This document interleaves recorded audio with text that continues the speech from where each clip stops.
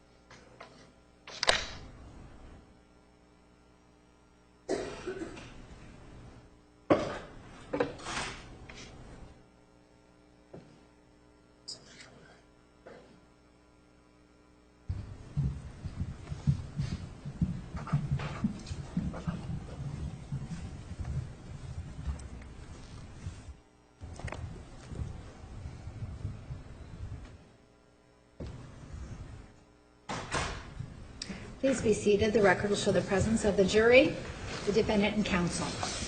Mr. Martinez.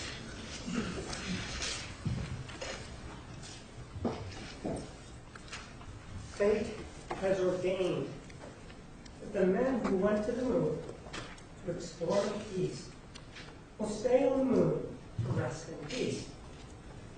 These brave men, Neil Armstrong and Edwin Aldrin, know that there is no hope for their recovery.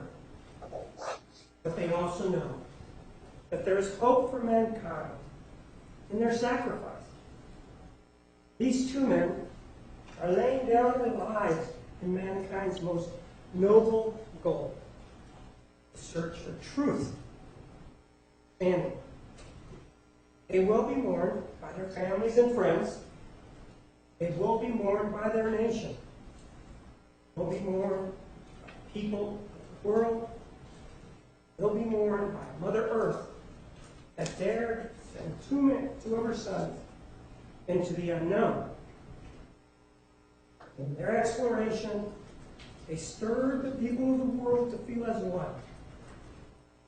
Sacrifice. They bind more tightly the brotherhood of man. In ancient days, men looked at the stars, they saw their heroes in the constellations. Modern times, we do much the same. Our heroes are epic men of flesh and blood. Others will follow and surely find their way home. Man's search will not be denied. These men were the first, and will remain the foremost in our hearts. For every human being who looks up at the moon in the nights to come will know that there is some corner of the world that is forever mankind. That is so touching, isn't it? That is so heart-wrenching.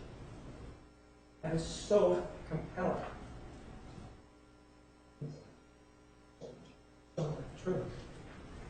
Just like the story that the defendant told you about Mr. Alexander on his knees masturbating to a picture of a boy. Just like the story the defendant told you. Physical and emotional abuse. It just isn't true. You can look, for example, at what I've just read to you. And look at the context. Look at the timing. Look when it was written. It was written for, at that point, the most important person in the world, President Richard Nixon, back in July of 1969. Neil Armstrong and Edwin Buzz Aldrin had to descend on the moon, and there was a problem, there was an issue as to whether or not they would be lost there and would die there. Oxygen. But look at the context, you look at the timing of it. It doesn't make anybody, but it was written, it was said, and you look at the circumstances. Just like you do the circumstances of what the defendant told you about Travis Alexander. According to her, the man she loved. Oh, according to her, she surely loved him. And we must use June 4th, 2008 as the line of demarcation, the time that we must look at to gauge her story, just like what I read you. We look at July 19th, 1969, because we do know that those men, Bill Armstrong and Edwin Buzz Aldrin, would make it back. And so, even though that is written, that is out there, you need to look and see the timing. You need to see why it was written. Same thing with the defendant's story.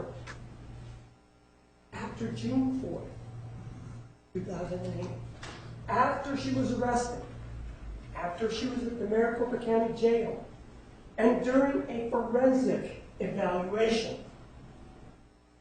Forensic evaluation is nothing more than when another individual, whether it be male or female, a psychologist, came over and sat down and started to talk to her. And it was at that time, only after all this time had passed, that all of a sudden, Mr. Alexander was this individual who masturbated to this photograph of a boy and physically and emotionally abused her. This is when you begin to look at things such as secondary gain. Did she have anything to gain by that story? Did she have a benefit that would come to her if the story were to be believed? If some of you were to sit back and say, gosh, that Travis Alexander, what a manipulative, what a horrible individual he was, just because for an hour and a half back on June 1 of 2008, sometime after 3 o'clock in the morning, he went on something called a Lassa, and then he clicked on to YouPorn, and for 45 minutes he sat there, watched pornography, something that's not illegal. That's what she's paid for. And so you look at that, and you begin to have your eyes misted over by this horrible individual that she claims to love to this day. Your eyes and your mind begins to think about it, and you begin to wonder about the 4 photographs that may be there. That's what you begin to think about. Instead of, look at the story. Look at what she told it. She told it when she had everything to gain. When she had everything to gain by being less than truthful. No? You know that when you start thinking about that, one of the things that you forget about, and one of the things that you have been told in the jury instructions that you have to accept, is this. Take a look at Exhibit 203. Let's not forget about that. Because this is the individual here that they claim was somehow bad because he was watching pornography. That's where his sexual tension was rising. This individual here, he did that. This individual here, let's look at it from another side. This is from the right side, Exhibit 204. And you're not convinced of that. Exhibit 205. Look him in the face. Tell him that it's bad to sit at a computer and look at porn. That's the story that they've been giving you. You heard it through Fonseca. You heard it through Gepner, how this individual here had such a high sex drive, such an individual that was all that he was about. But this individual here was talking to 12 women, even though at that time he didn't know the defendant at the time. He didn't owe her anything, just like she didn't owe him. She's the one who drove him up here from America. And it's important to remember these photographs when you are looking at the jury instructions, because the jury instructions tell you how to deal with these photographs and the story that's involved in this particular case. You are told that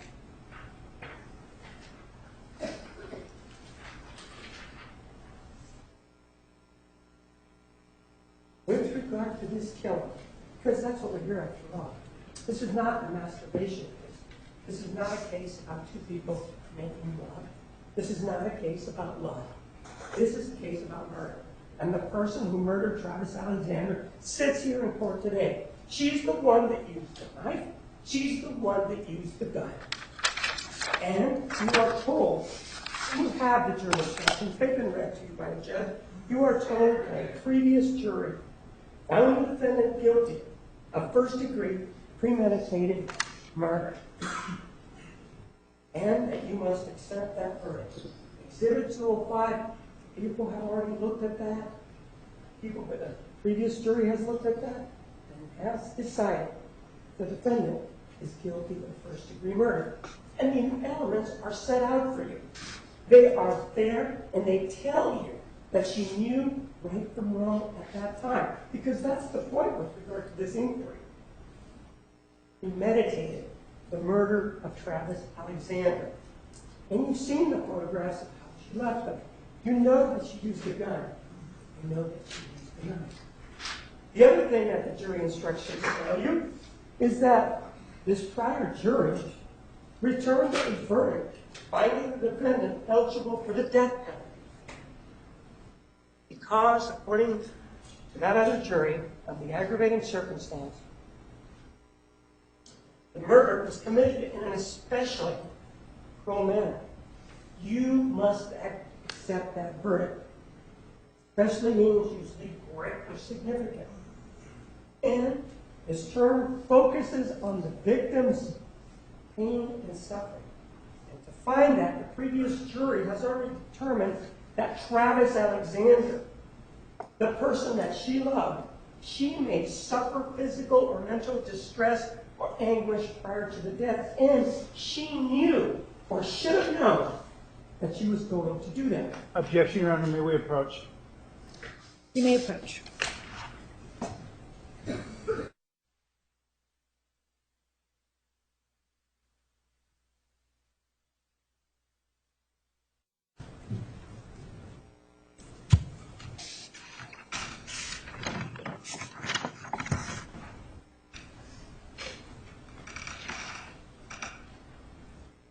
You may proceed.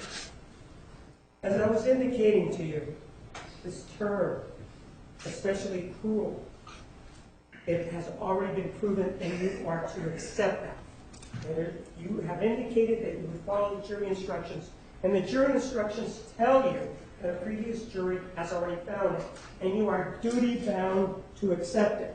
You are duty-bound to accept that Mr. Alexander, Travis Alexander, suffered physical and mental pain, distress, or anguish prior to his death. He hurt. There was mental anguish. He was unconscious, and he knew what was happening to him. And number two, the individual sitting here in court, the one whose photographs were shown, the one that was shown when she was younger, that individual knew or should have known that Travis Alexander was going to suffer. Well,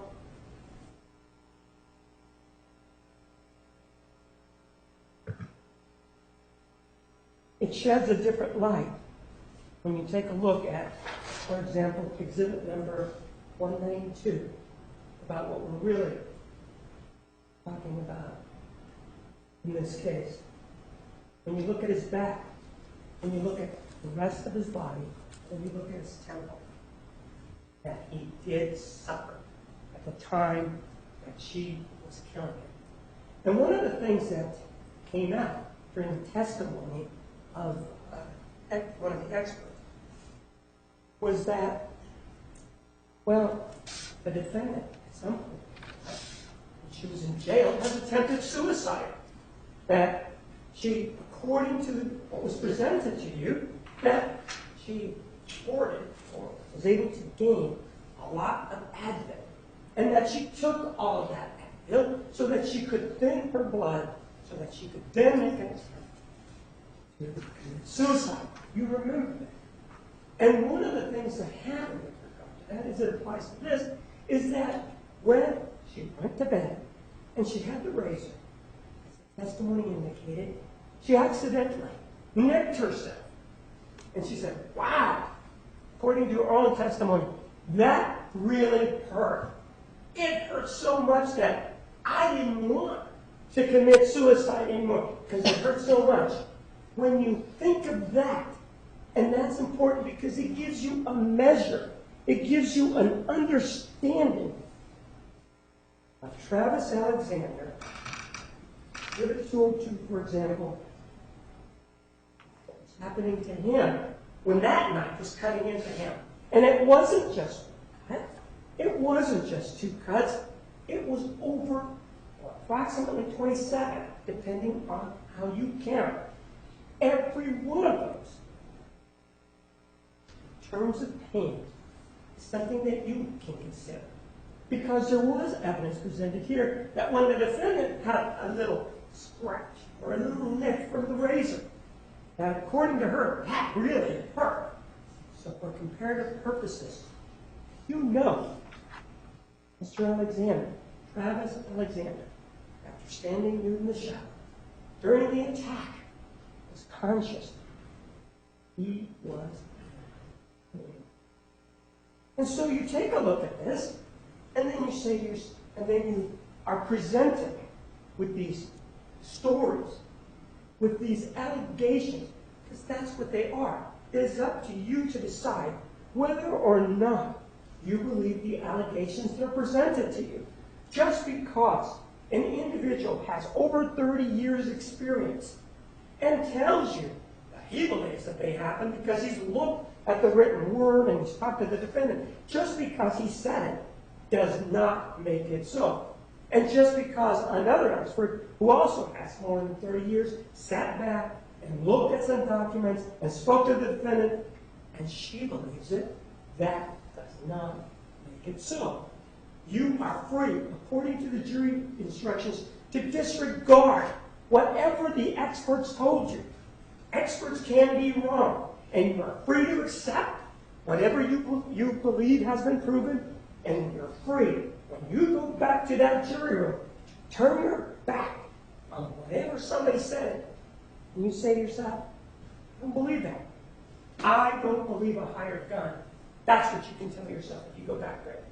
And so in this case, in terms of the alleged masturbatory conduct, because they certainly talked about it, they presented it to you, and when it first comes out, that's something that hits you in the face. That is something that is a horrific allegation. That is something that just absolutely is something that is beyond the pale. And that is something that this individual here, who claims to have this remorse, is saying about Travis Alexander. Oh yeah, I love him. Oh, I am remorseful. Oh, I feel so bad. But you know what? That guy, I caught him masturbating on his knees while there was a photograph or maybe an image from a computer on a bed. That's what you have been told. When did it happen? Well, it was on January 21 of 2008. And guess what? Not only that, Travis Alexander, the guy that I caught the day before, masturbating, guess what? The next day, January 22nd, the guy has the nerve. Travis Alexander has the unmitigated gall, according to her, to ask to borrow some money. And when I don't lend him the money, he gets upset. And what does he do? Well, he starts sort of kicking at me, and when I put out my finger, my hand, guess what? Breaks my finger. That's the guy that we're talking about. And that's one of the allegations. Let's examine that allegation. And one way you could do that is you can look at the defendant's words herself. By definition, a diary is private, where you can place or where you can put down. You can take pen to pad and write down whatever your innermost thoughts are, because by definition, people are not going to look at that.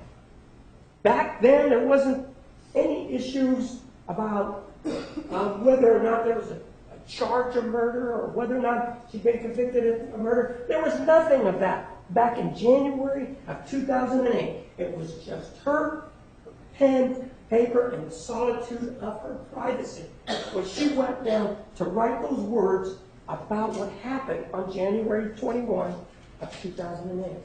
And so that we are not on January 24th of 2008, which was 3 days after the alleged respiratory incident and 2 days after the alleged breaking of the finger, she wrote, well,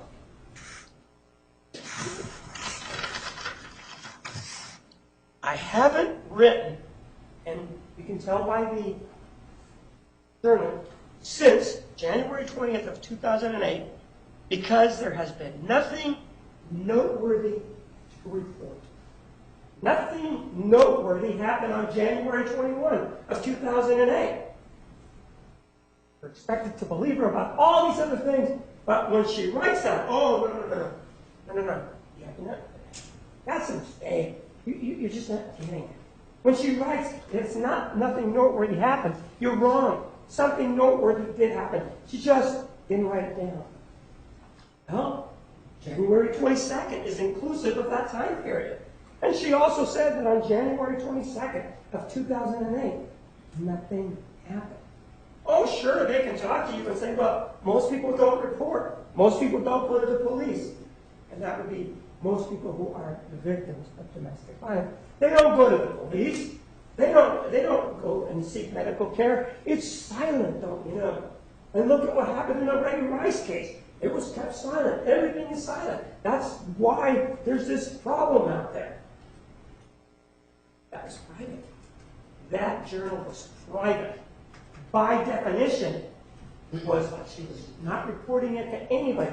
It was like she was talking to herself. It was as if she were thinking about it. And no matter how you look at a person across the room, you're sitting right next to them, you do not know what they're thinking. Those are her private thoughts. And her private thoughts are, it didn't happen. But they want you to disbelieve her private thoughts when she did not have any secondary gain. They want you to disbelieve those thoughts. No. Go beyond that. You have to go behind those words. You have to look elsewhere. And you know what? You have to speak a different language. You have to speak the language of perfection. That's what you because you can't just look at these words. No. You have to go behind them. But if you look at them, it didn't happen. There's nothing that indicates it at all. She says it didn't happen. There's no reports whatsoever. No one said that it happened. And remember the time that she reported it. She reported it as part of a forensic evaluation after she had already been charged with the first-degree murder of Alexander, the man that she loves. The man that she loves so much that she took a knife and stuck it in his heart. So, let's take a look. Perhaps that was just a misunderstanding. Perhaps that was an oversight. Let's take a look at the other one that they allege happened on March 1 of 2008. According to what her expert said, that's when she told Mr. Alexander that she was going to leave, that she was moving to Eureka, was going to get away from this situation where their religious morals were being compromised. Even though, if you remember, back in December of 2007, she had told Abdul-Hadi that, well, you know what, I was only dabbling in Mormonism. So which one are you going to believe? Is she dabbling in Mormonism, or is she moving because this activity... Objection, Your Honor. May we approach? May approach.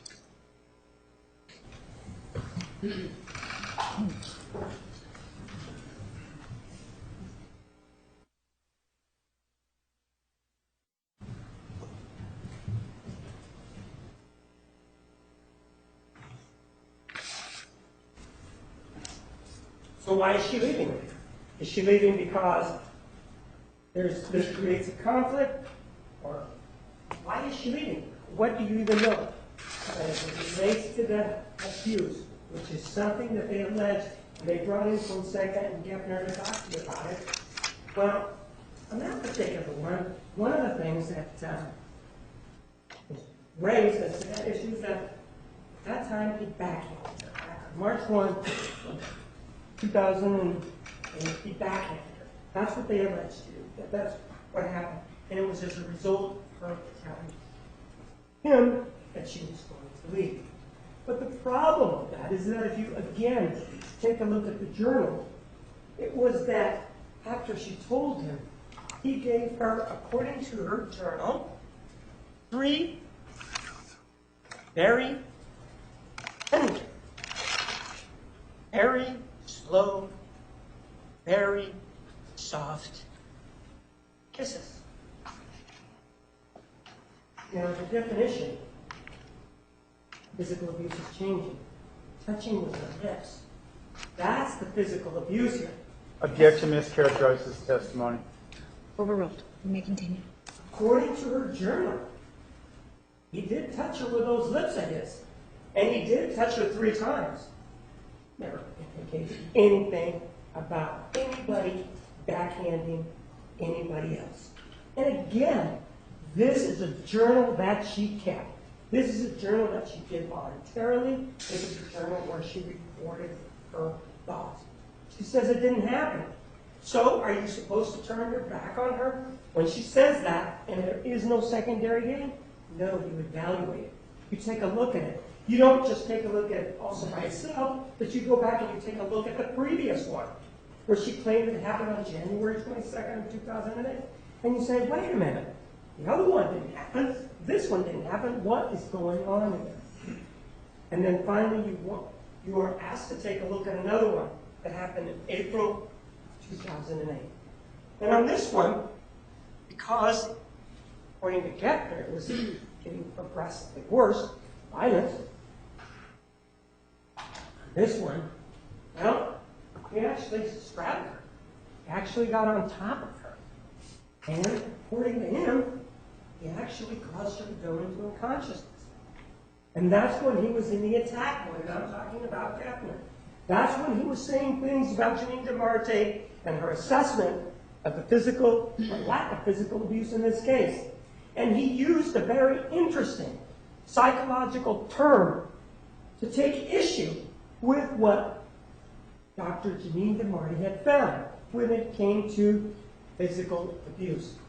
And it is probably a term that has come after 30 years, or however many years it's been, of him being a psychologist.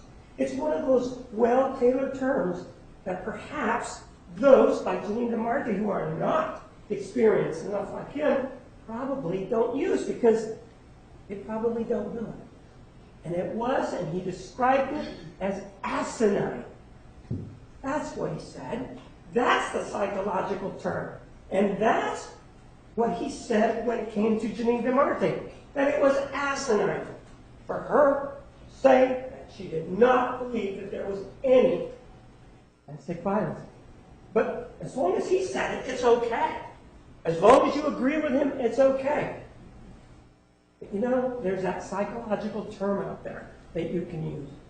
As long as you have 30 years of practice. That's the one that allows you, because it must be a psychological term. He didn't tell you what psychological book he got that from, but he did indicate that.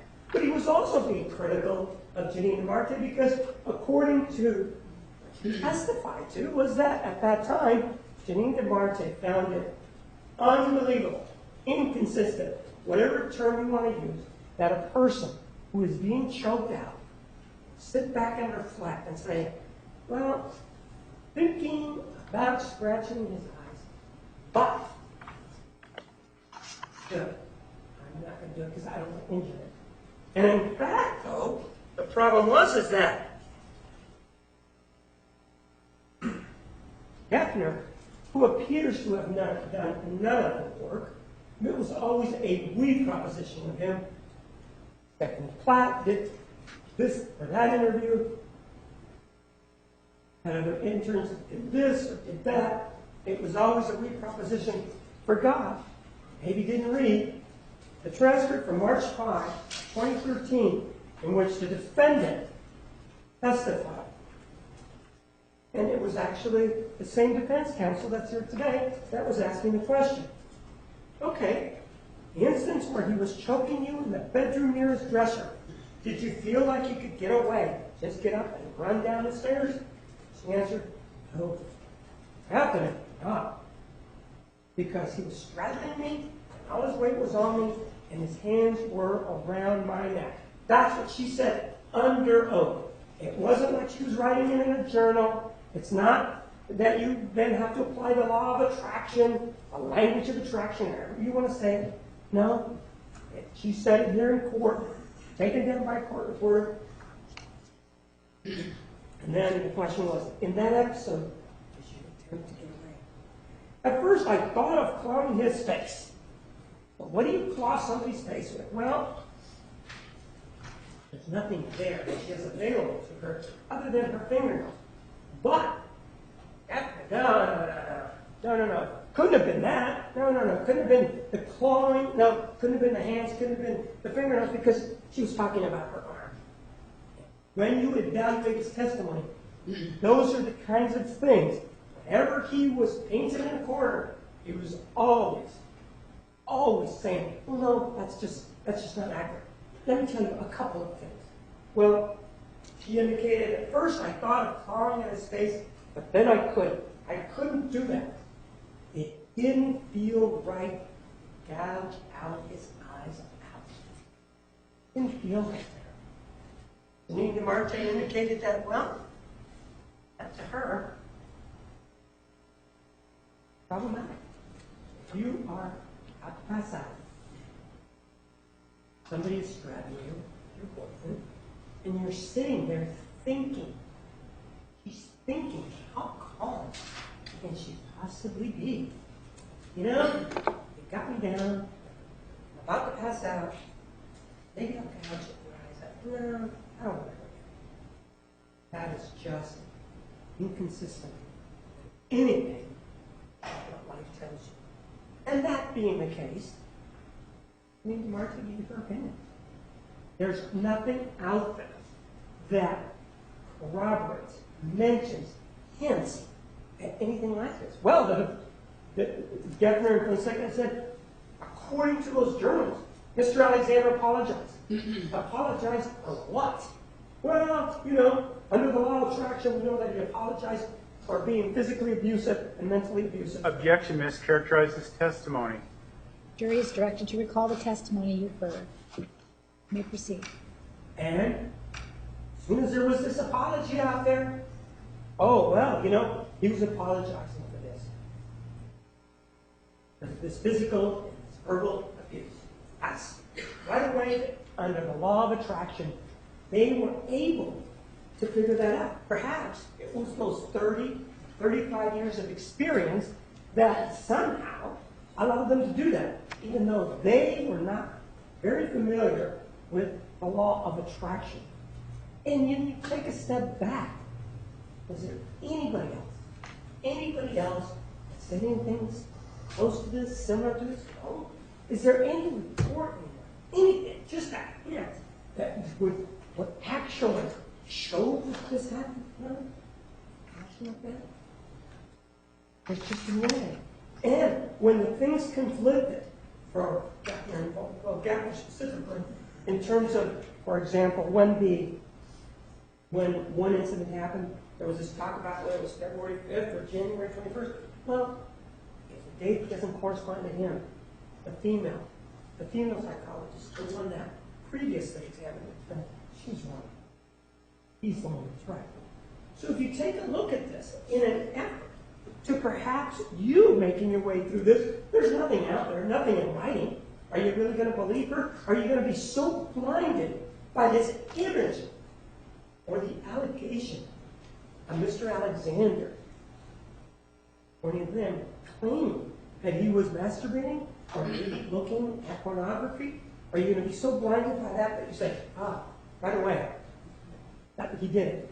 That's something that's out there to prejudice or to affect the slant, the way you view things. But you do need to look at the person that's involved, the individual that actually is saying this, because the only person, the only source of this information sits in court today. There is no other source. You know, you were talking about, well, you know, if there was an issue of cancer and you went to see a doctor. Well, if you went to see this doctor, would you accept the word of somebody who had been only practicing for a year? Well, you can turn that and say, would you accept the word of somebody, cancer, who had previous times been untruthful, been untruthful to a psychologist on a PDS test, been untruthful to the police when they were interviewed, untruthful to the boyfriend, Travis Alexander? Would you accept the word of that person? Oh, all of a sudden, no, of course you wouldn't. But that's, if you're going to use that standard, you can use that standard for her too. And you can then see, no, it's not to be believed. Well, let's talk about some of the things that are out there. Well, one of the things that we can talk about, and it happened in February of 2007, one of the things that we can look at, and this was before she killed him, before she murdered him in his house up on the second floor. So let's take a look at one of the things that she did. There was this letter, the high name letter, that was written in February of 2007. And that was introduced through Geffner, if you remember, when he was here the first time. And that's when he noticed that the date was something about February 18. She said, you know, dating, something like that. Kind of laughed again. And then at that point he said, well, you know, maybe she got it. And he presented it to you. Geffner presented it to you as it was a letter that was sent to Travis Alexander. That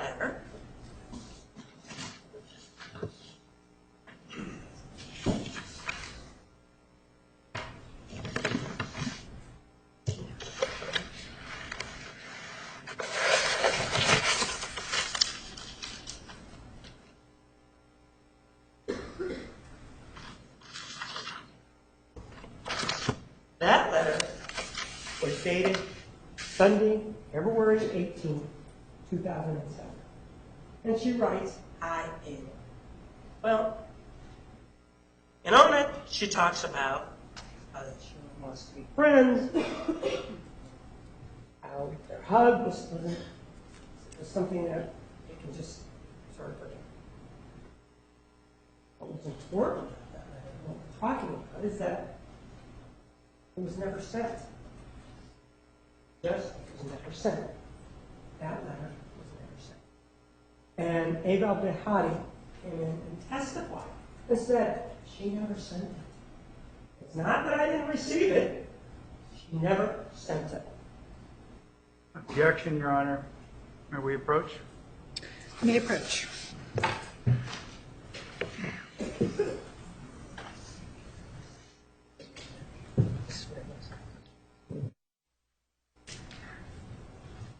All right, ladies and gentlemen, 10 minutes. 10 minutes. Please remember the admonition.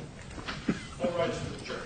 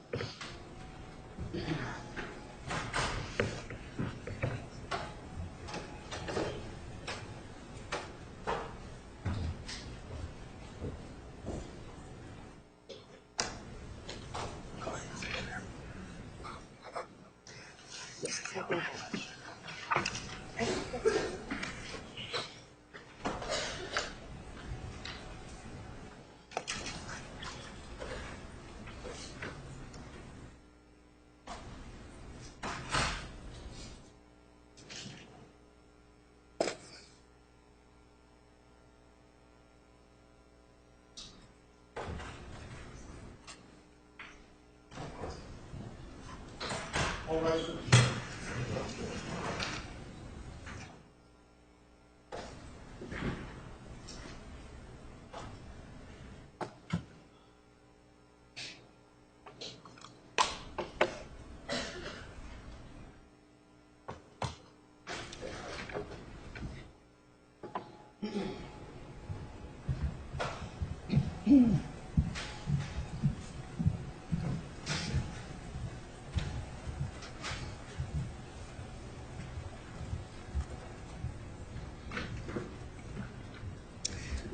Please be seated. The record will show the presence of the jury, the defendant, and counsel. Mr. Martinez, you may continue.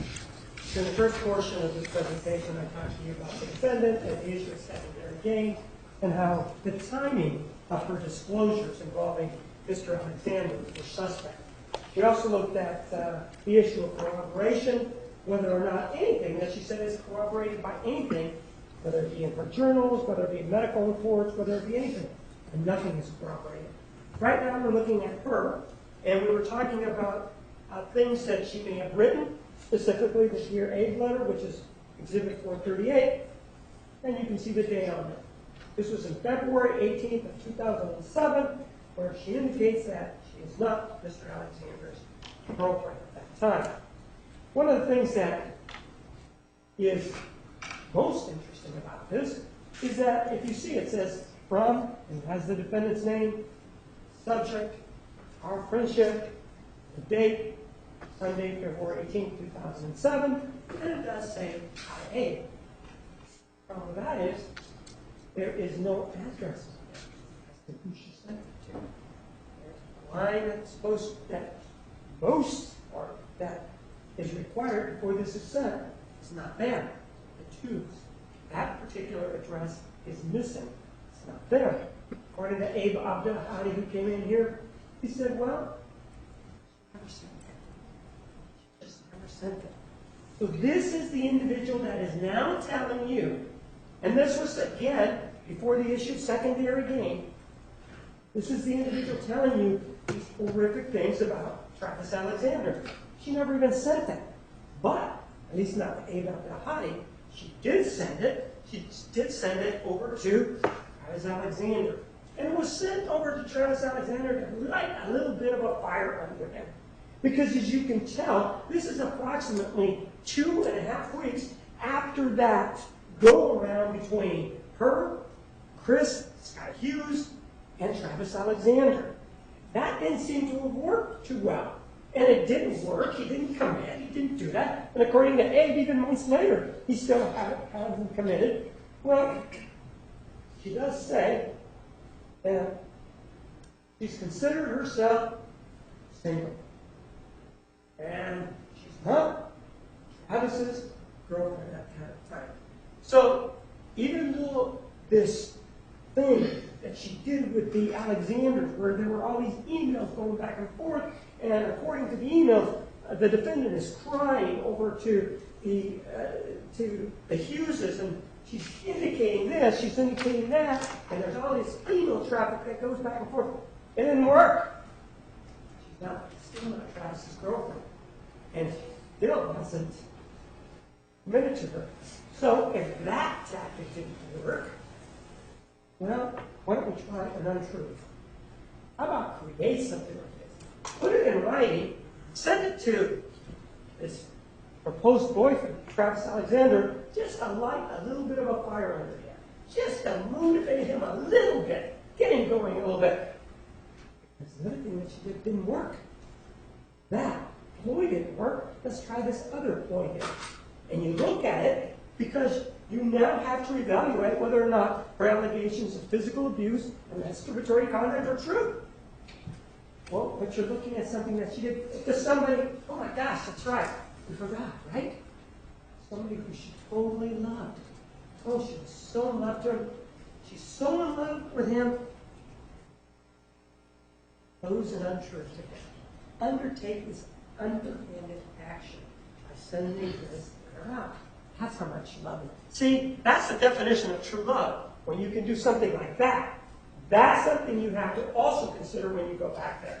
That's something that you look at and you decide, wow, when I'm making or deciding whether or not this issue of physical and emotional abuse is true, where did it come from? The defendant. And what is she doing? Look at that. At this time, look at what she's doing. She's trying to snare Mr. Alexander. And using the Hugheses didn't work. Well, let's try something else. Let's use Abe Abdel Hadi.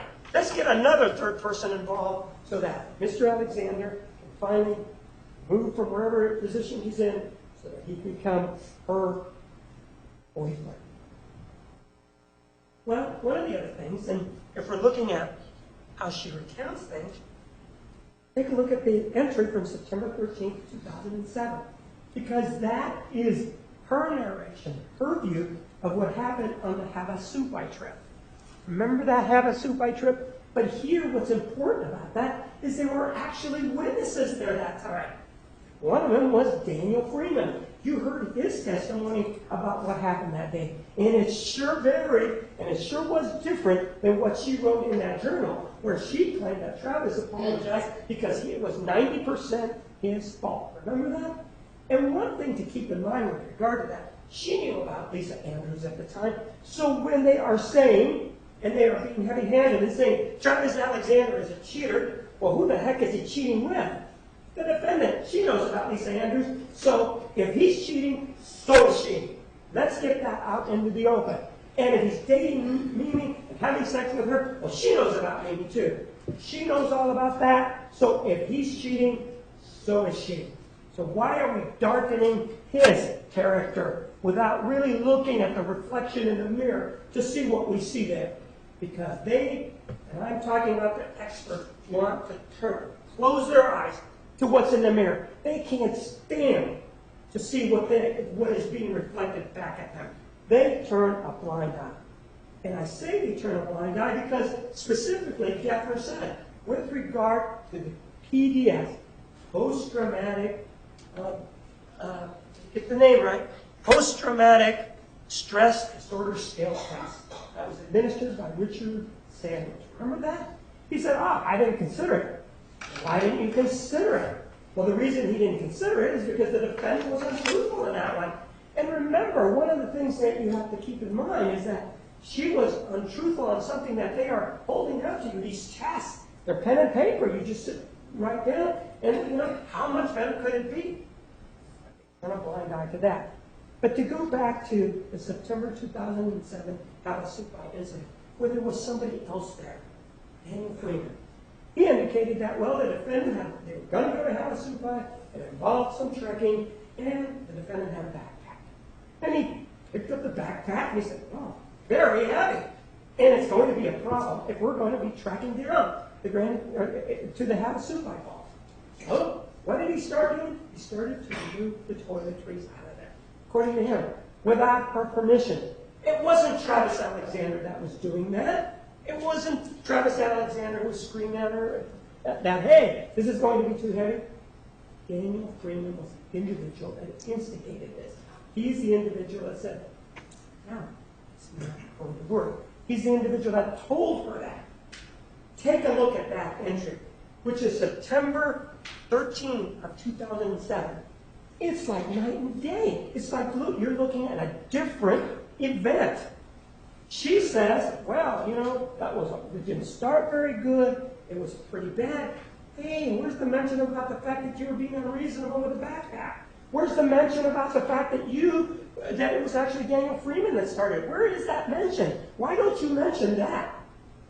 Take a look at that September 13, 2007 entry, and then compare it to Daniel Freeman. Because when you do have somebody out there that could have corroborated it, didn't.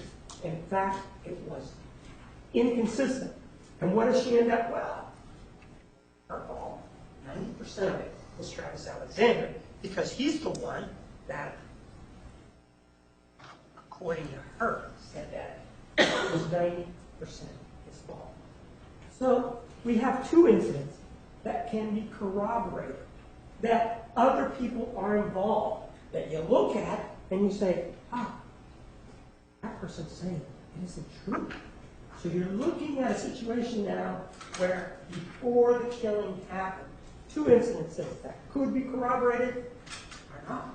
And in fact, what they're showing is that the defendant, when it meets her ends, secondary gain, when it meets her ends, she is going to be less than truthful.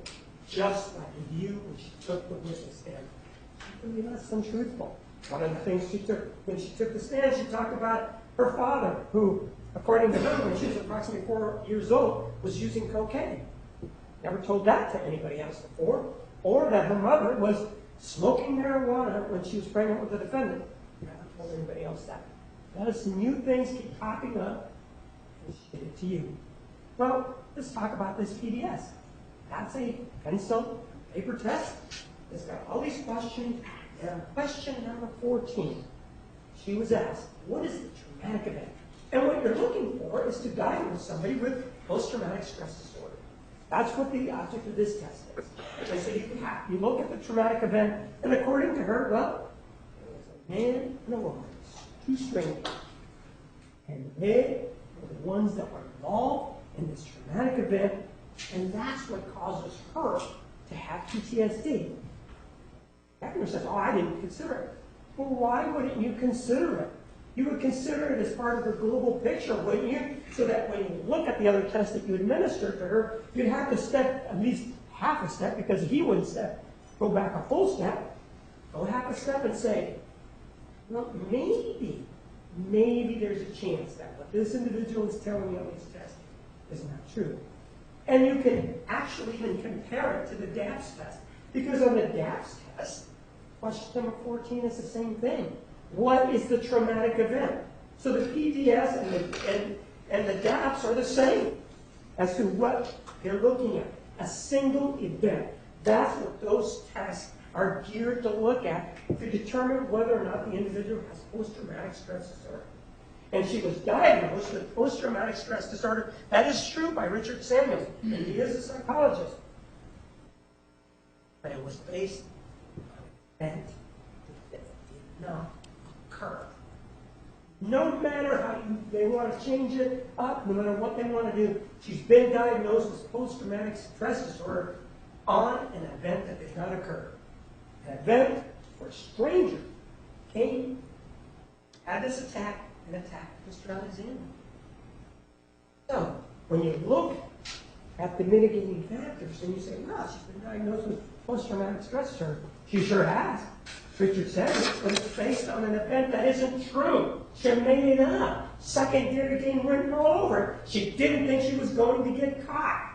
Remember, with regard to Catherine, I can't look at those questions. I'm not going to show you the questions. Well, if you hadn't looked at the questions, we would never know, now would we? We would never know.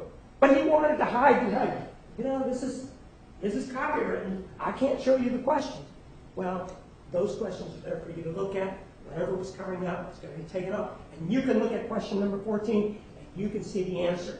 You don't have to worry about looking in the mirror. You don't have to worry about having to slant anything. You can look straight at it. You don't even need glasses, and you'll be able to see that she was not truthful.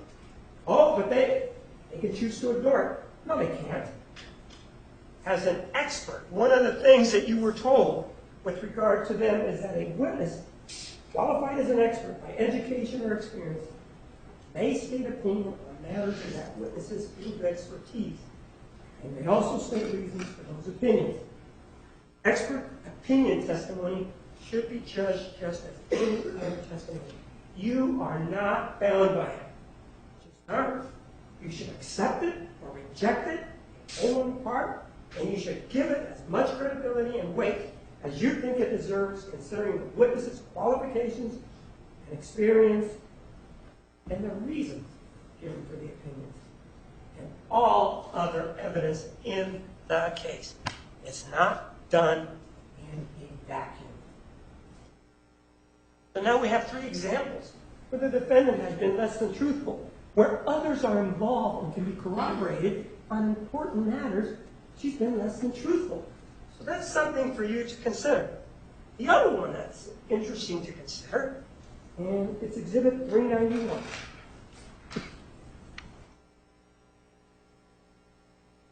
And this is a text message or purported text message, that starts at 9:13. This is the text message from phone that was reported stolen by the defendant. And it goes to 9:21. According to them, this text message took 8 minutes to deliver. And one of the things that is important about it is that if you check on the first page, for example, the one that starts, remember this, If you remember Lonnie Dworkin indicating that text messages are restricted to 120 characters, if you count these on the first page, it's 132.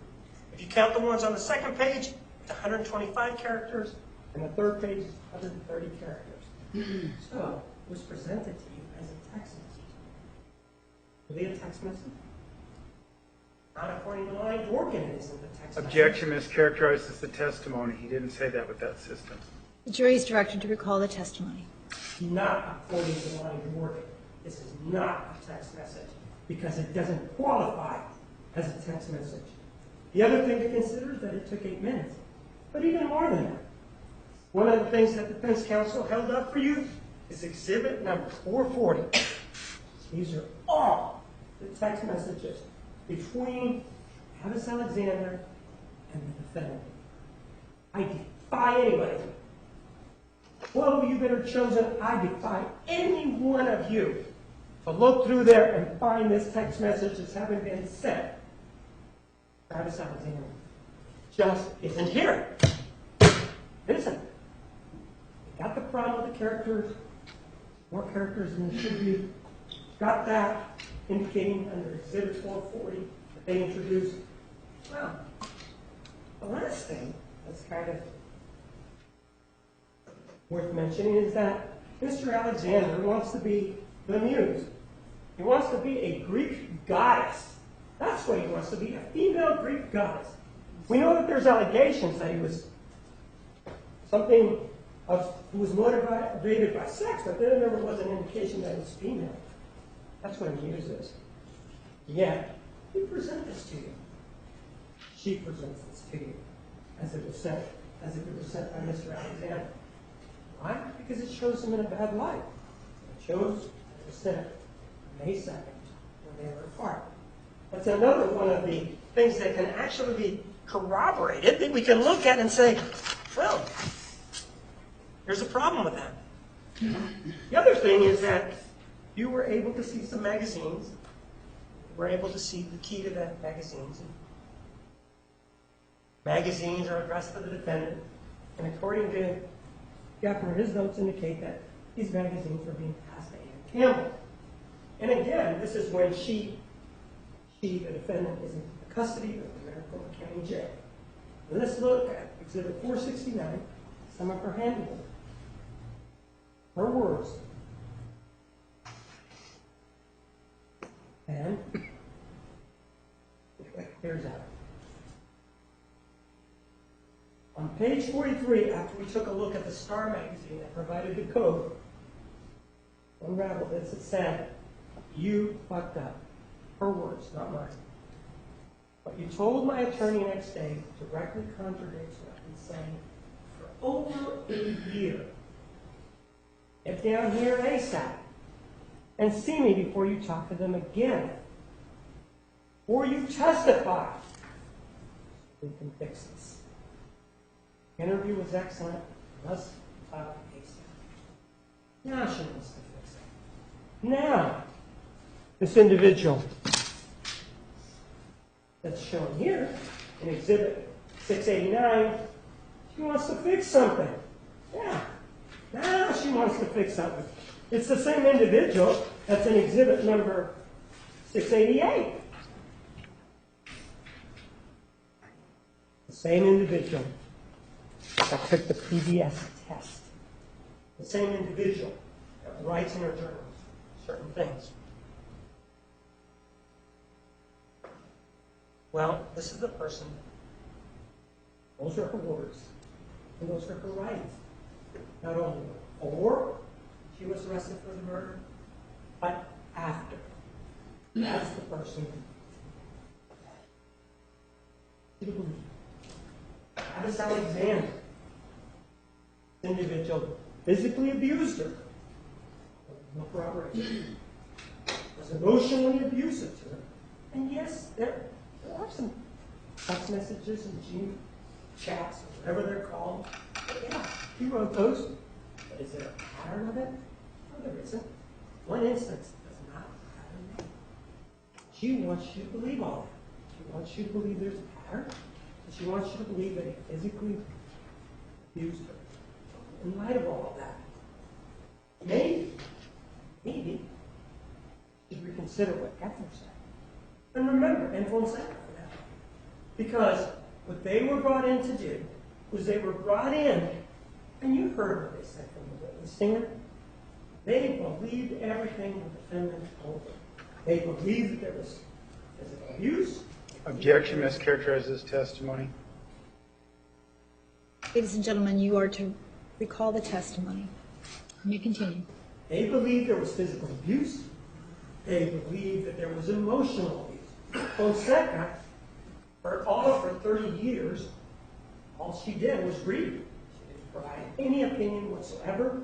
All she did was read.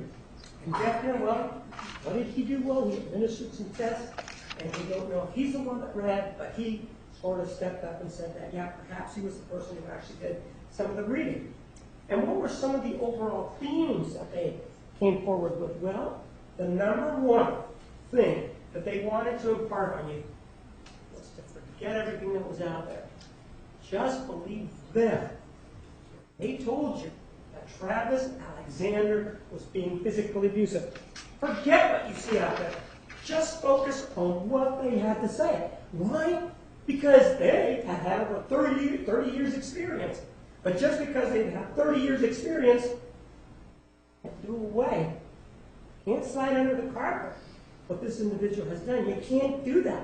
No matter how hard they tried, they couldn't do it. But they said to you, sure you can do it. You just have to be experts like us in a certain area. And you have to be experts in the law of attraction. So that you have to rely on us. When we tell you that nothing happened, means something happened. When there is no indication that there was any physical violence, that yes, there was physical violence. When there's no emotional abuse, you have to rely on us. And the way you should rely on us is because we have degrees. Those degrees entitle us to tell you what to think. And we've been doing it for 30 years. Well, one second, what did she tell you? Well, she told you that she relied on some documents. But if anything typifies Fonseca's testimony, it's Exhibit 730. That's when they hot, heavy, talking about Mr. Alexander. He had an affinity for the children. And they said, look, here's the proof. Look at that. April 24th, 2007. Stop emailing my 9-year-old daughter. Thanks, Damien Ashdown. Fonseca sat up there, was asked about it, and she said, yes, I used this in my opinion. The opinion that she reached, Mr. Alexander had this affinity. That's what she told you. Didn't diagnose him. No, I'm not putting her. But she said he had this affinity. But when something can be corroborated, what do you have? You have Damien Ashdown walking in that gallery, raising his hand, taking an oath and saying, yeah, I have a daughter named Lexi, and I'm the guy that sent that. And you know what? No, it wasn't anything sexual about it. It was just sort of scam. That's the word he used. Somebody trying to get rich kind of thing. Nothing sexual. But hey, that's what Fonseca did. That's what Fonseca used. Well, she can stand up there, sit up there, say that things are being mischaracterized. I'm sure if I showed her this, she would say that I was mischaracterizing the testimony. She did use it. She did say, Mr. Alexander was a Dr. Jekyll. And I mentioned that because really what they're talking about is character. And they're talking about the character of Travis Alexander. But one of the things that the jury instructions tell you, and this is the law. This is the law that you swore that you would apply the facts as you found them, even though you may not want to at this point, even though that creates a problem for you internally. You swore that you would do that, and you would do that fairly. One of the things that indicates here is that mitigating circumstances are any factors, basis, life sentence, instead of a death sentence, as long as they relate to any sympathetic or other aspect of the defendant's character, propensity, the defendant's propensity, the defendant's history, the defendant's record, or circumstances of the events. Well, calling somebody manipulative does not fit that definition. Saying somebody's a Dr. Jekyll and Mr. Hyde does not fit that definition. But what it does do is avert your eyes away from what you really, not really, but what you are here to do. You are here to find the facts. There are not any mitigating circumstances in this case, because that's the first question that you are being asked to decide, whether there are any mitigating circumstances. But if you're so upset, if you're so angry that Travis Alexander is being accused of these things, perhaps there's a chance. Objection, improper argument. Approach.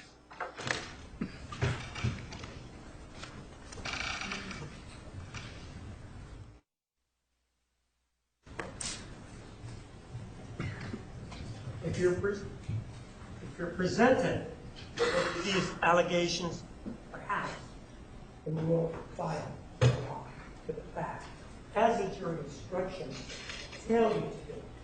Let's talk a little bit about Robert Gepper. He's the individual that on direct examination indicated to you that in the case of the Rook in Tennessee, the court there had found that he was a hired gun. And he also mentioned something about a couple of lawsuits that he had been involved in and that had been paying if they did not commit any wrongful conduct. Well, one of the things they told us when he came back was, well, the judge that was involved said that. No, this individual, this judge in the Aurora case, he was wrong. He was removed. He was retired. Oh, really? But the Court of Appeals upheld what that lower court judge found. So, okay. Oh, the Court of Appeals looked at it and said, yeah, we defer. We agree. We're not going to overturn the fact that the lower court said he was a hired gun. We're not going to overturn that. Yeah, he may have been removed, but somebody else who knew the case intimately, who had it briefed, who had it presented to them, said, they overturn it. That's something. The other thing with regard to him is that, well,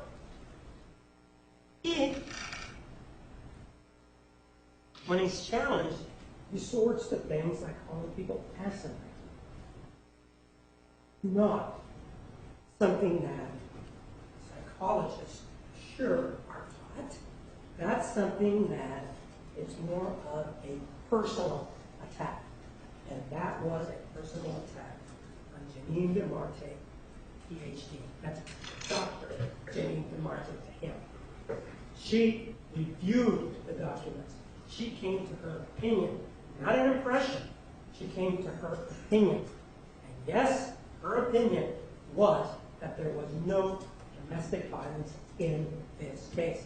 He can disagree with it, but name calling is never appropriate. But it's something for you to consider because he's now coming from a position of weakness.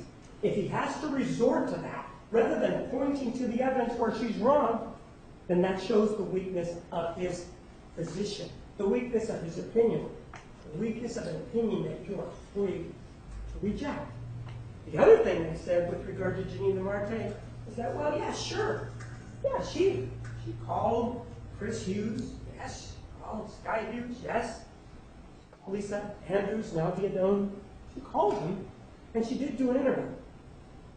I didn't do an interview. And when asked, why didn't you do an interview? Well, because you know what? Mormons lie. Let's just take them all out. They lie when it comes to sex. But wait a minute. doesn't that ignore that witness number one is also a Mormon? And he met with that individual at some other place outside of the country. Oh, it's okay, I see.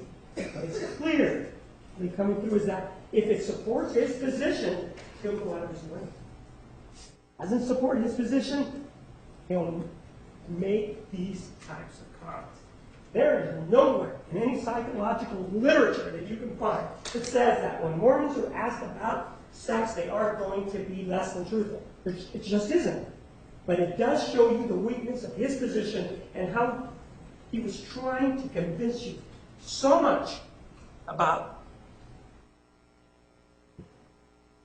the rightness of his position. Just wanted to convince you of that. And then, if you remember about the April 2008 supposed physical abuse incident, if you remember that, when he was attacking Janine DeMarte, he had failed to read the transcript. He had failed to realize that the defendant had actually said it under oath. But then he challenged it anyway, because being under oath is not good enough for him. Yes, being under oath is good enough, because if that isn't good enough, then nothing's good enough for this individual. But it always has to fit what the defendant has to say. And then to this individual, when he talked about administering the gas test for the first time, when he was presented by the defense, not on oath, he indicated he did it 2 times. Oh yeah, there was a mistake with regard to the dates, but I considered both. You remember that. I'm sure you took notes about that. But when it was later, when he came back, he changed his tune. The second one, no. I only considered it to get a flavor. Even though it's got these scales on it, these validity scales, the second one was only for flavor. It wasn't really meant for anything. And you know what? If she said 2, 3 symptoms, well, wait a minute.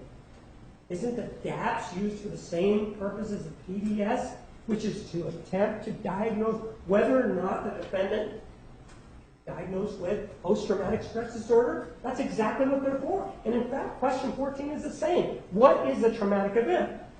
And then when he was asked about it, well, no, it's still valid to him. He was shown Exhibit 958, which are the instructions. And remember, Janine DeMarte is so incompetent, she's going to administer one of these, he kept saying. Well, let's take a look with regard to what it actually says.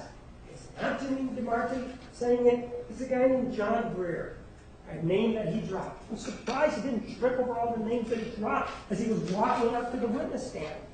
Dropped this name, and this individual said, well, 958, these are the instructions. Yeah, Janine DeMarte doesn't know what she's talking about. Well, this talks about one experience. It doesn't talk about 2. It doesn't talk about 3. So he's stuck. I'm just looking to look for the flavor of it. Well, no, not really. He's not doing that. And then when he was asked about the questions from these tests and other tests, he said, no, with regard to those tests, no. In those questions, you can't look at the answers. That's what he was telling me. You can't look at the answers. Why can't you look at the answers? Well, because there are something that hurts the defendant. So if they hurt the defendant, don't look at it. If it's something that helps her, then it's something that you should consider. Because now he indicated, well, Dr. DeMarte, when you look at these questions, look at these answers, it's just not the way you do it. Ignoring the fact that there were contradictory answers, even on the pencil and paper tests that have been validated by him.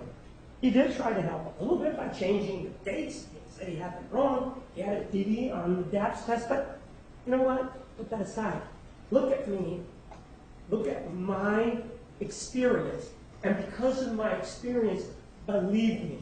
Again, to use their analogy of a cancer, is that somebody that, if somebody went to see and they delivered that kind of opinion, is that something they would stay there? Or perhaps You have to say this person's making things up.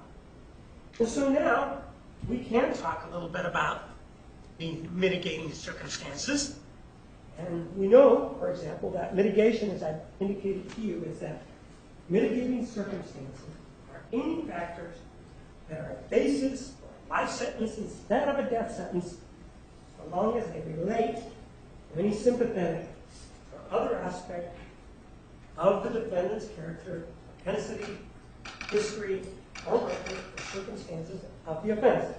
That is what a mitigating circumstance is. And they presented these mitigating circumstances to you, and the bulk of them, that's why I talked about it first, dealt with this issue of physical and emotional abuse. And as you sit here today, you've seen what's been presented. You've seen, for example, that there is this issue of secondary gain. The defendant is exposed to physical and emotional abuse. Particularly, she disclosed it during a forensic assessment when the defense was being prepared in this case. Before, that's supposedly going to happen. Additionally, when you look at whether or not any of the writings of her, the journal, for example, whether they corroborated it, no. Were there any medical reports that corroborated it? No, nothing corroborates it.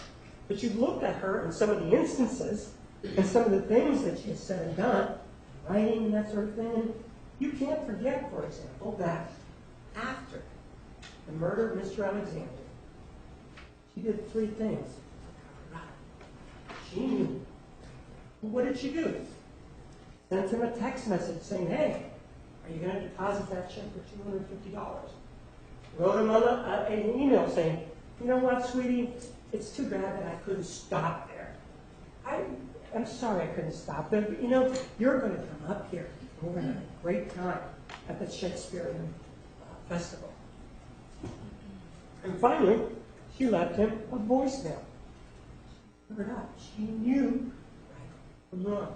That's the individual that's making these statements. And then they bring somebody like your people and say, you know, because of all of the years, 60 years, let's say, of experience that we have, because of all of those years, don't believe your eyes. Don't believe what you see. Believe us. Not what the jury instructions tell you to do. And so, we have here, under number 5, defendant suffered both physical and emotional abuse during her relationship with Mr. Alexander. And he can prove any stretch of the imagination. Not only has it not been proven, there is no indication that that happened. Nothing.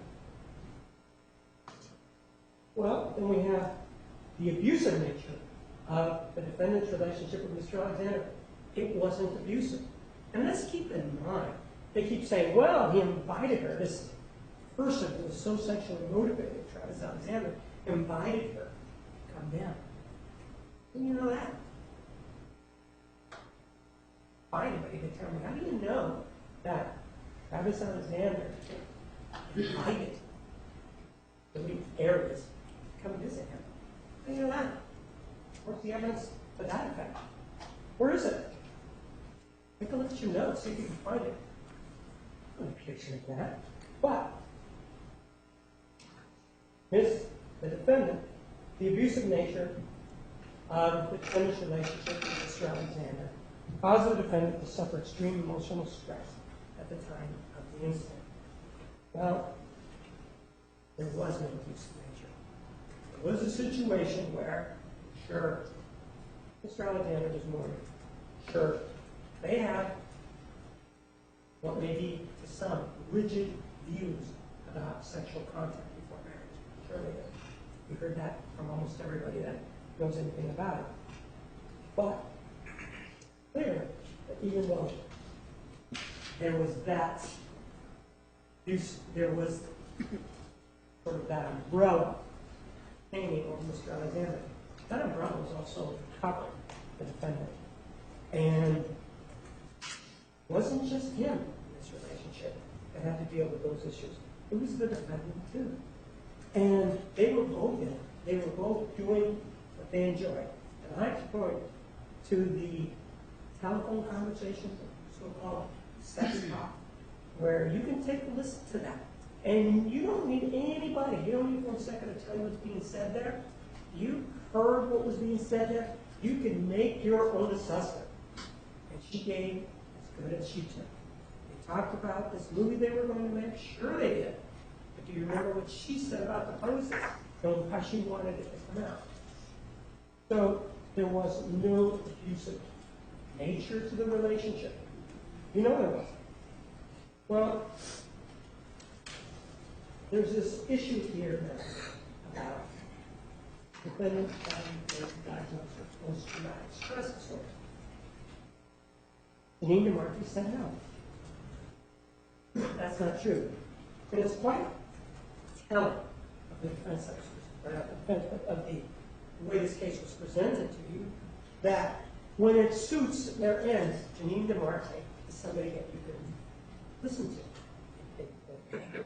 Should be listened to, and you should adhere to what she testified to. But when it goes against something that they set out for you, no, don't listen to her at all. And this is the first instance of that, one involving post-traumatic stress disorder. Well, we know that Richard Samuels diagnosed the defendant with post-traumatic stress disorder. But he diagnosed her based on a traumatic event that did not exist. So are you just going to carry that like a baby that's newborn, suckle it all the way into the jury room? Is that what you're going to do? No, that's not. It's not. It's take a look at it. It's based on a lie. And in fact, Gackner said, no, I didn't even consider it. So that can't be a reason. All they said, 3 others had diagnosed her with post-traumatic stress disorder. Well, the female psychologist that diagnosed her with post-traumatic stress disorder diagnosed her with post-traumatic stress disorder, as you remember, because of the domestic violence. But if there's no domestic violence, do you decide that? And the state's position is that there isn't any, based on what you've been presented. Again, the diagnosis of post-traumatic stress being made based on events that didn't occur. One was based on a lie, the other one is on events that didn't occur. Then we get to Gackner. He did not diagnose the defendant with post-traumatic stress disorder. He just didn't. He said he had a diagnostic impression. He straddled the fence. And that individual, when he had an opinion, he would come full bore and wouldn't back off. He didn't say that he diagnosed her with that. He said he had an impression of her. He said he couldn't diagnose her. So what are you left with? You're left with Janine DeMarchi saying it was not post-traumatic stress disorder. Based on the fact that the defendant died. Based on the fact that one of the post-traumatic stress disorder diagnoses was based on the domestic violence that we just talked about. That burden has not been met with regard to that. Well, you are told that there are some things that here can be disposed of that are mitigating factors. One of the things that you're told is that, well, was 27 years old when she committed the offense. Now, committed murder. She took a knife and tried to stop his hand. And then over and over again shot him. Well, she was 27 years old. But you're also told that age is not limited solely to chronological age. One of the things that was presented through Janine DeMarchi was the Ways R test. That's the IQ test. And one of the things that that test told you was that the defendant was in the high intelligence. So it's not a situation where you have somebody who's maybe on the borderline there, maybe doesn't really understand. Even though she did not graduate from high school, her IQ test says that she's up here. She's high. So That's something that you look at when you are considering age. You consider the level of intelligence, which is high. The maturity. Well, what is maturity? Well, maturity is life's experiences.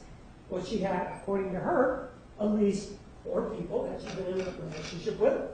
Mr. Juarez, Mr. McCartney, Mr. Brewer, and Mr. Alexander. So she had those 4 relationships. In terms of the relationship with Mr. Alexander, one of the things that we know is that he never committed to her. According to Ava Ben-Hadi, when he was speaking to her sometime in late 2007, the defendant kept calling and saying, oh, you should go commit to me. And he told her, well, perhaps you should just let it go. Well, she did have 4 relationships, so it wasn't a situation where she was a novice at it. She also had many jobs. It wasn't like she was a novice at that. So she was somebody that was mature, apparently appropriately so for her age, maybe more. Well, the ability to be manipulated by others. They say, she could be manipulated by others. Well, really? Why don't you think back to the age of the Hadi letter? Who was manipulating who? Who was attempting to manipulate things? Well, that was the defendant, Mr. Alexander, to commit. Who was manipulating the Hugheses? The PDS test. Who was attempting to manipulate the result? The defendant. So if you look at that, no, she's the person, if you will, that engaged the most in that crime, not the other way around. Involved in the crime, she's the only one in experience, in past experience. Well, many past experiences. That's in a couple of different states. And so, is age a mitigating factor? No. She's not 19 years old. She's not an 18-year-old. Objection misstates the law. Not 20 years old. She's not any of that. She is 27 years old. She has lived 27 years old. And she was almost 28, if we're going to look at it that way. And so, no, age is not a mitigating factor in this case. It just isn't. They tell you she doesn't have any criminal history. It's true. Well, but isn't that the minimum we expect of people who are going to live in an organized society? Or, for example, if we were in the military, they followed orders and didn't get into trouble. Well, if that's the case, isn't that the minimum that the military expects from you? Same thing with society. There's a minimum that's expected. And they're telling you, you know what? At the minimum, let's give her a gold star. No, you don't give her a gold star. You don't call that a mitigating circumstance because it's the minimum that she possibly could have received. So we know that these are not mitigating circumstances. Well, and we've already talked about all the others except and the life form. She has been diagnosed with borderline personality disorder. That's true. That's true. But that was by Janine DeMarte. Keep that in mind. The borderline personality disorder doesn't say that that gives you an excuse to somehow not know the difference between right and wrong. Object misstates the law regarding Approach, the please. mitigating factor. Approach, please.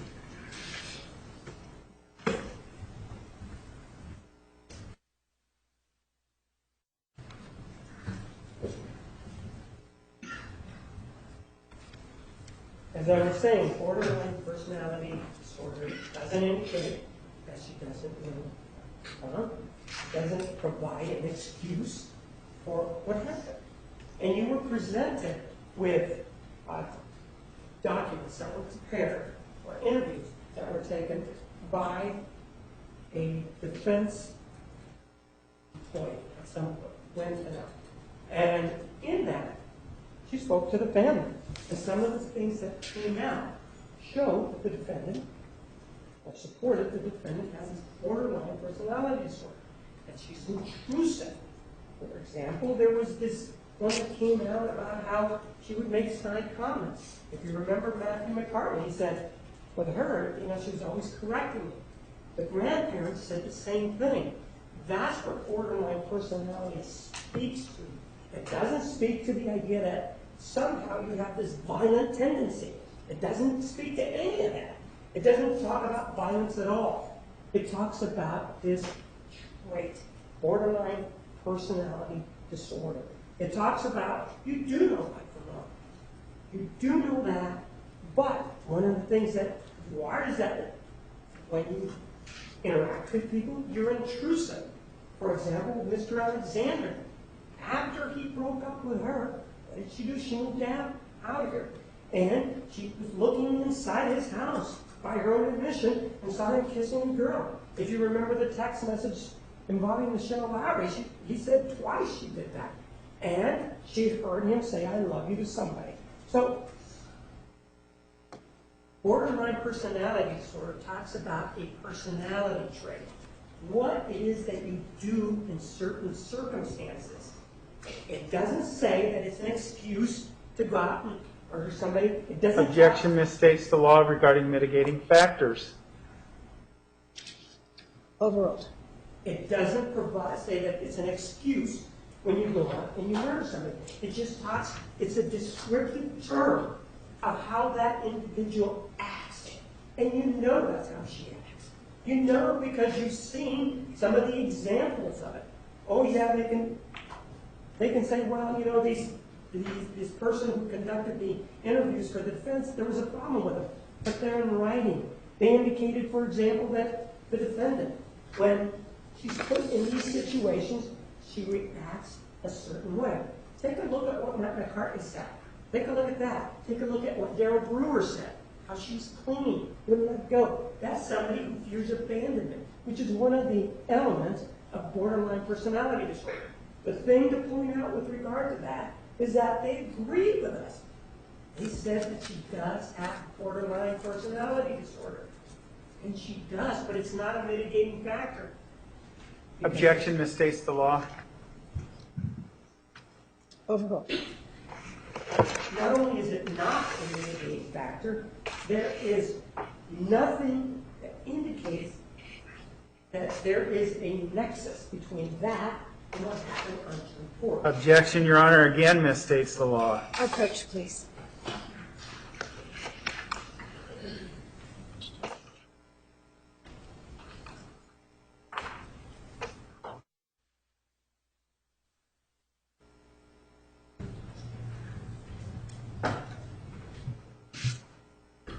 As I said before, with regard to borderline personality disorder, it is not a mitigating circumstance in this case. The reason it isn't a mitigating circumstance in this case is because it talks about intrusive behaviors, fears of abandonment.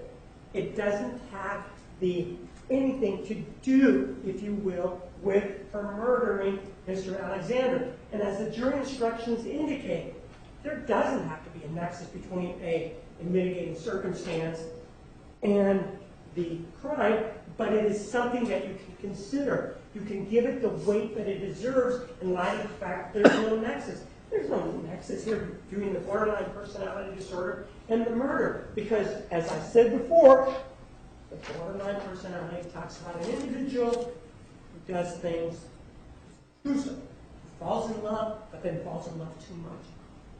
The defendant who has this fear of abandonment, who, according to the documents that we have here, makes comments, those sorts of things, and acts in a certain way. That's the personality that they have. So no, that is not a mitigating circumstance. Her psychological makeup impaired her ability to cope with the tumultuous relationship she had with Mr. Alexander. What tumultuous relationship? There was no physical or emotional abuse. So again, there was no tumultuous relationship. There was a relationship where sex was prevalent. They did enjoy it. She moved away. They had a telephone call where they talked about sex, and they apparently engaged in masturbatory activities. And then she drove from Wairika over to his house. And then they had a sexual relationship. That does not show anything tumultuous about it. That assumes that there's some physical and emotional abuse. None was proven in this case.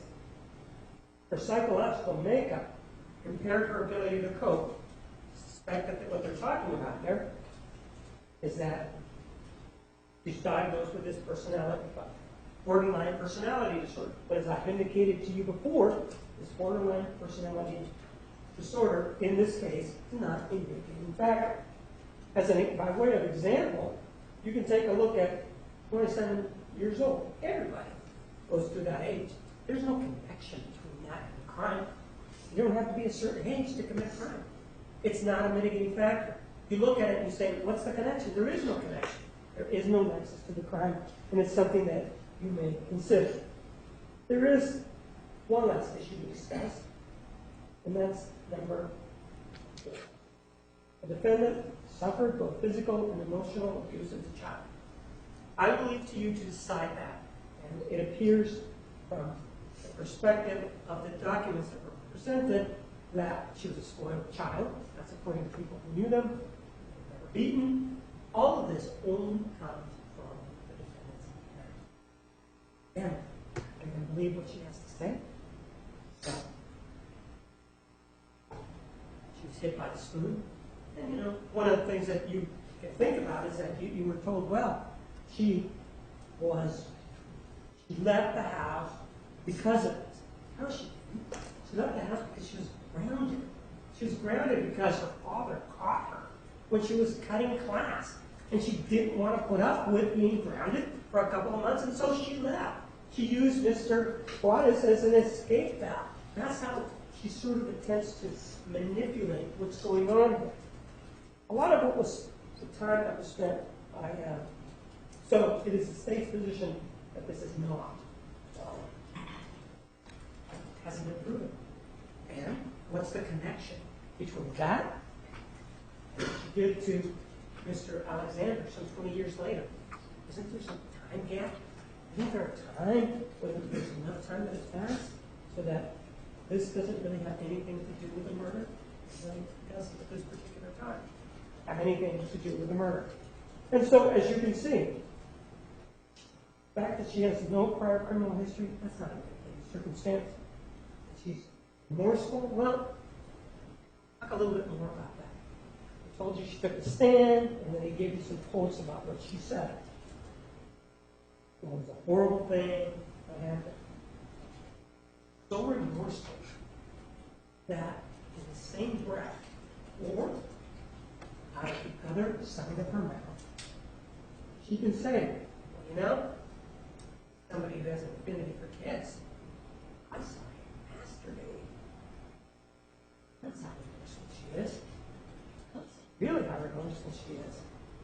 And one of the other things that she says is that not only that, but you get me. You know, you can say all you want, but bring it up to the sunlight, people are going to look at it, and you're going to say, is that really remorseful? Is that what a person who is remorseful does? All of it.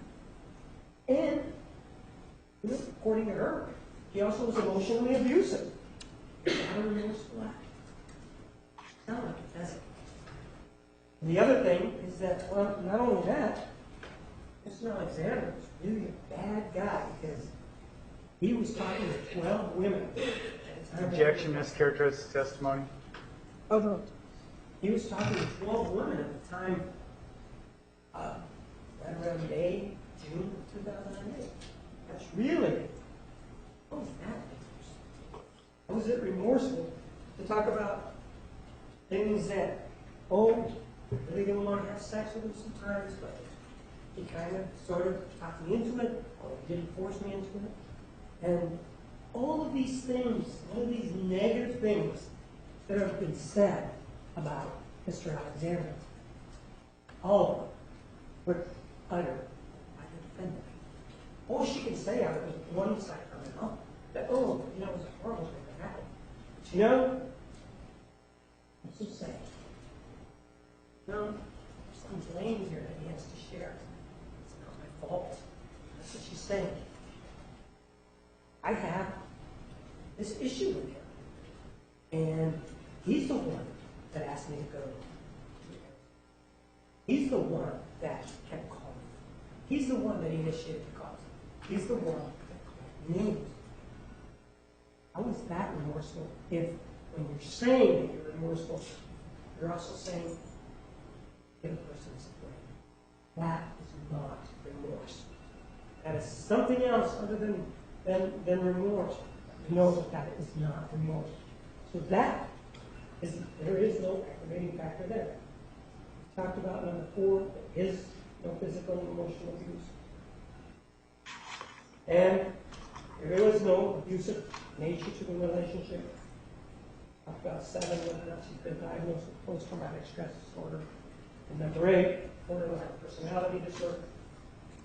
And mental illness. One of the things that Jodi Arias indicated was an interchangeable term. It was right from wrong. It's not a mental illness. And then we talk about number 9. This is not a situation where her psychological makeup impaired her ability to cope with a relationship involving Mr. Alexander. One of the things that you also ought to consider, and that has been raised, is this issue of the next of kin, how you are to treat that. And although it is true that Tanisha Sorensen did cry, didn't make her presentation to you, and there were tears, that's not the only cry that's in this courtroom.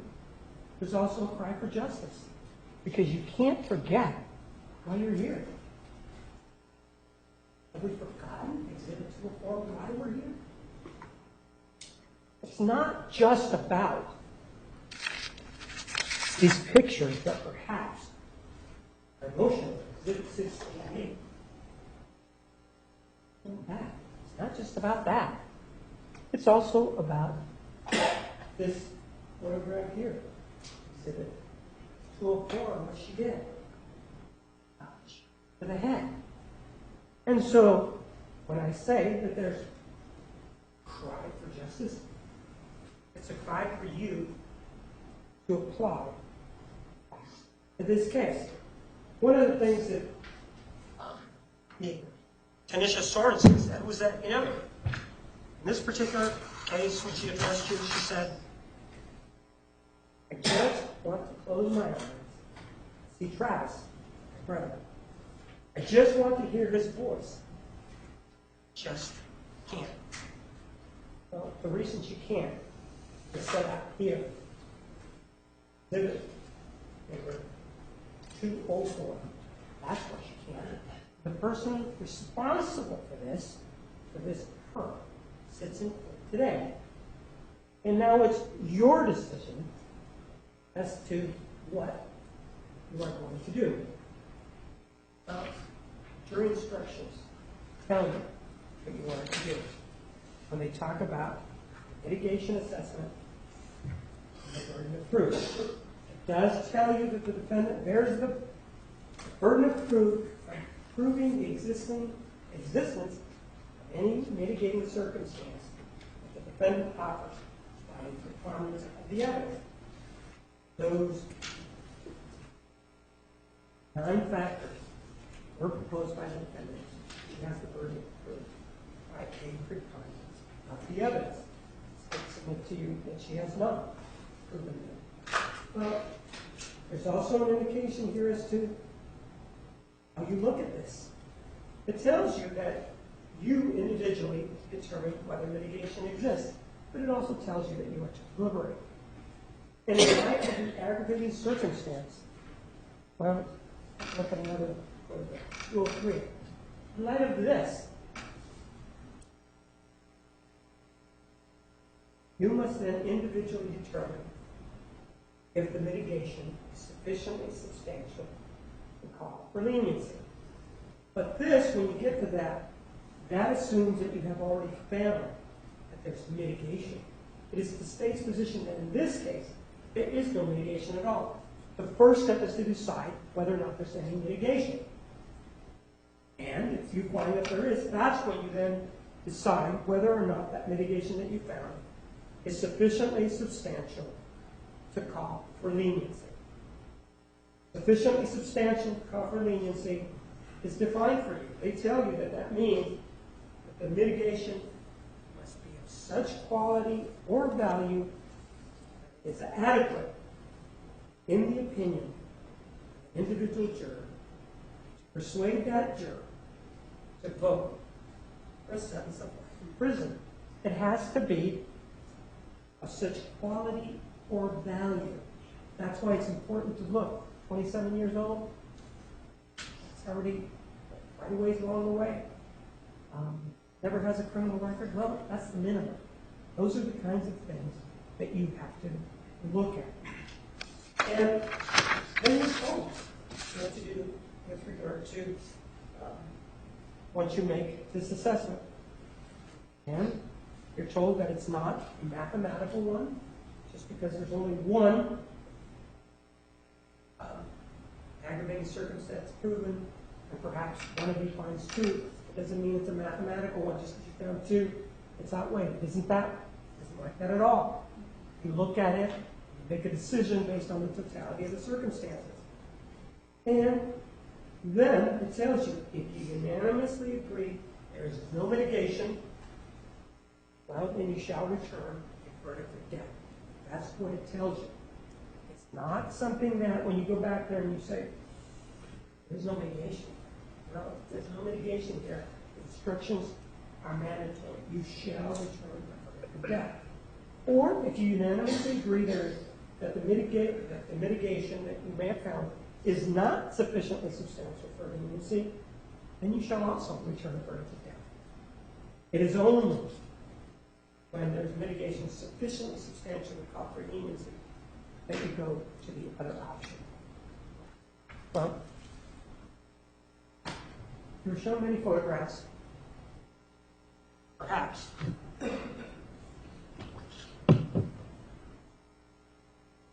looking at them, you saw a living individual. You saw this individual here in Exhibit 691. All of that. Well, I think there were any smiles.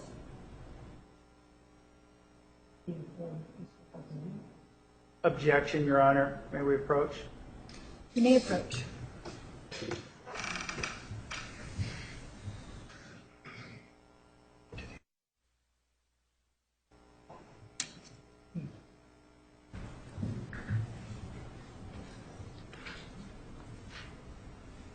$691.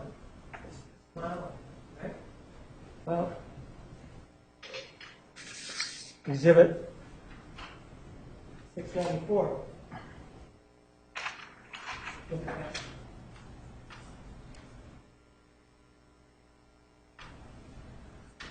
Exhibit 203. Look at that smile. Take a look at that. That's what you want to consider. You know, John Donne indicated that every person's death is so therefore, send no one to find for whom the death told. It tolls for thee. And in this particular case, it tolls for me and every one of you. I'm asking that you apply these jury instructions that were given to you. Yes, no more, no less than each of you do your duty. That's meaning one of them, because the bell now tolls for each and every one of you. And based on what was presented in this case, facts as you're going to find them in the law as you are required to apply. I'm asking you to avert the death. Thank you. Counsel, approach, please.